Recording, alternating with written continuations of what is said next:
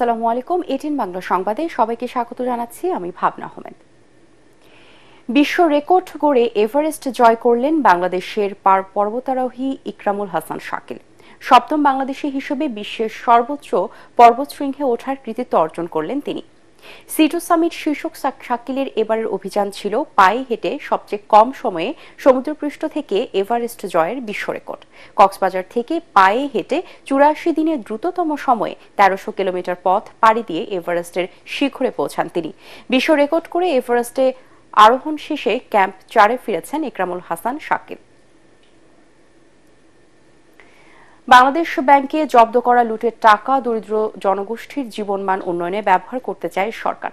প্রয়োজনে আইনের সংশোধন করা হবে বলে জানিয়েছেন গভর্নর আহসান এইচ মনসুর। দুপুরে ফরেন সার্ভিস একাডেমিতে সংবাদ সম্মেলনে তিনি কথা বলেন।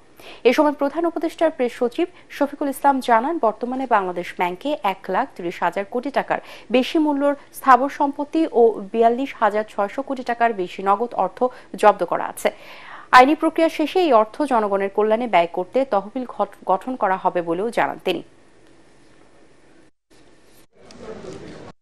7 কোটি টাকা এবং $1 মিলিয়ন, আর বিদেশে হচ্ছে 164।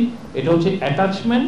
আর পরে আমি যে ফিগারটা দিলাম ফ্রিজিং অস্থাবর সম্পত্তি, সেটা হচ্ছে 42,614.27 কোটি টাকা, আর $1 মিলিয়ন সেটা হচ্ছে 20.78। এটা হচ্ছে বিদেশে।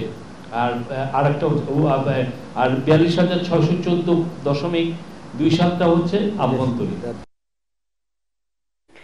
জুলাই আন্দোলনে ভাটারা থানার হত্যা চেষ্টা মামলায় ঢাকায় চলচ্চিত্রের নায়িকা নুসরাত ফারিয়াকে কারাগারে পাঠিয়েছে আদালত।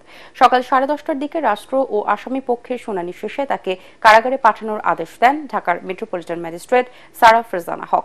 এর আগে সকালে তাকে ঢাকার সিএমএম আদালতের হাজতখানায় আনা হয়, পরে আদালতে হাজির করা হয়। এ সময় ফারিয়াকে কারাগারে আটক রাখার আবেদন করেন মামলার তদন্ত কর্মকর্তা। অন্যদিকে নুসরাত ফারিয়ার জামিন চেয়ে আবেদন করেন তার আইনজীবীরা। উভয় পক্ষের শুনানি শেষে আদালত আসামির জামিন নামঞ্জুর করে কারাগারে পাঠানোর আদেশ দেন। একই সঙ্গে তার জামিন বিষয়ে আরও শুনানির জন্য আগামী 22 মে দিন ধার্য করেন। গতকাল দুপুরে থাইল্যান্ড যাওয়ার সময় হযরত শাহজালাল আন্তর্জাতিক বিমানবন্দর থেকে নুসরাত ফারিয়াকে আটক করে ইমিগ্রেশন পুলিশ। পরে তাকে ভাটারা থানা পুলিশের কাছে হস্তান্তর করা হয়।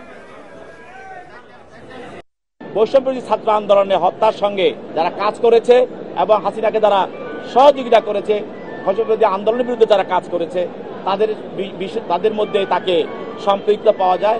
আগামী 22 তারিখে বিজ্ঞ বিচারক তদন্তকারী কর্মকর্তাকে তার বিষয়ে আরো কাগজপত্র সহ আরো তথ্য প্রমাণ সহ তাকে জামিন শুনানির বিষয়টা করার জন্য প্রতিবেদন দেওয়ার জন্য আগামী 22 তারিখ 5 নির্ধারণ করা হয় এবং আজকে তাকে সিডব্লিউ মূলে জেল হাজতে পাঠানো করা হয়।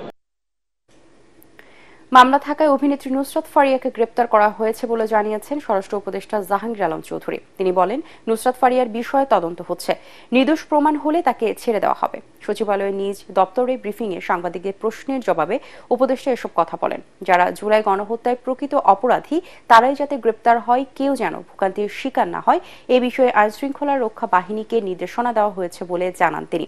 ফারিয়াকে নিয়ে সংস্কৃতি উপদেষ্টার বক্তব্য তার ব্যক্তিগত মতামত বলে মনে করেন স্বরাষ্ট্র উপদেষ্টা। ওনারে গেছে তো আমরা ইনভেস্টিগেশন তো শেষ হয় নাই, ইনভেস্টিগেশন শেষ হইলে ইনভেস্টিগেশন শেষ হওয়ার আগে তো বোন আমি বলতে পারবো না। তার নামে যদি কেস থাকে আপনি কি করবেন? আপনি তো আবার যদি ছেড়ে দিলে আবার আপনি কিন্তু বোন বলবেন স্যার আপনি ছেড়ে দিচ্ছেন। কেউ যেন ভোগান্তির শিকার না হয় এই জন্য আমরা অবশ্যই ব্যবস্থা নিব। আমরা বলছি শুধু দুষ্কৃতিকারী যেন আইনের আওতায় আসে এবং শাস্তি ভোগ করে, কোনো একটা নিরীহ লোক যেন কোনো অবস্থায় শাস্তি ভোগ যেন না করে, এই ব্যবস্থা আমরা অবশ্যই নেব। ইশরাক হোসেনকে ঢাকা দক্ষিণ সিটি কর্পোরেশনের মেয়রের দায়িত্ব বুঝিয়ে দেওয়ার দাবিতে টানা 4 দিনের বিক্ষোভ শেষে ব্লকেট কর্মসূচি পালন করছেন আন্দোলনকারীরা। কর্মসূচির অংশ হিসেবে গুলিস্তানের প্রধান সড়ক অবরোধ করে রাখা হয়েছে, ফলে ব্যস্ত ওই এলাকায় সব ধরনের যান চলাচল বন্ধ রয়েছে। বেলা 11টা থেকে গুলিস্তান মাজারের সামনে অবস্থান নিয়ে সড়ক আটকে বিভিন্ন স্লোগান দিচ্ছেন বিক্ষোভকারীরা। এতে বংশাল ও পল্টনমুখী সড়কেও যান চলাচল বন্ধ হয়ে গেছে। এদিকে ঢাকা দক্ষিণ সিটি কর্পোরেশনের আওতাধীন বিভিন্ন এলাকা থেকে ছোট ছোট মিছিলে এসে প্রথমে গুলিস্তান মাজারের সামনে এবং নগর ভবনের সামনে জড়ো হয়। বিক্ষোভকারীরা ইশরাকের শপথ নিতে বিলম্বের প্রতিবাদ জানাচ্ছেন।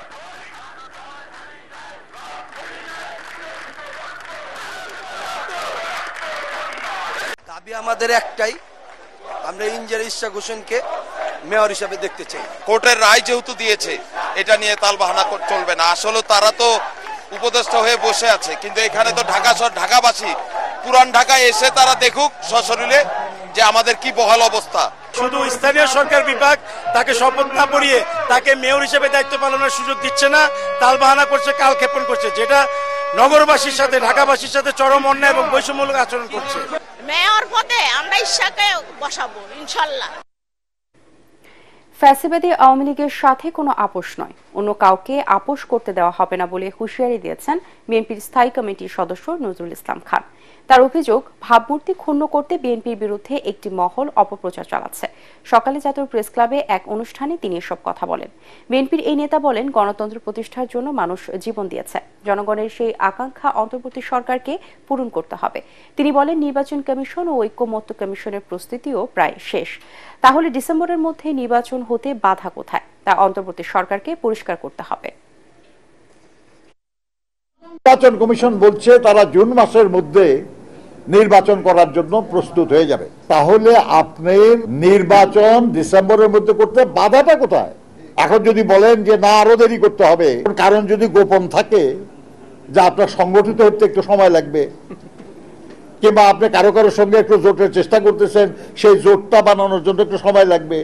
আবার যে তরুণ প্রজন্ম আজ পর্যন্ত ভোটই দিতে পারে নাই, এবং দেশে একটা নির্বাচিত সরকার কায়েম হওয়ার মাধ্যমে দেশের রাজনীতি, দেশের অর্থনীতি, যে সমাজ আরো সংগঠিত এবং সক্ষম হওয়ার যে সুযোগ, সেটা থেকে বঞ্চিত রাখবেন। পরবর্তী সংবাদ দেখার আমন্ত্রণ জানিয়ে এখনকার মতো শেষ করছি। এটিএন বাংলার সংবাদ ইউটিউবে দেখতে ব্রাউজ করুন youtube/ATN Bangla News। ধন্যবাদ সবাইকে।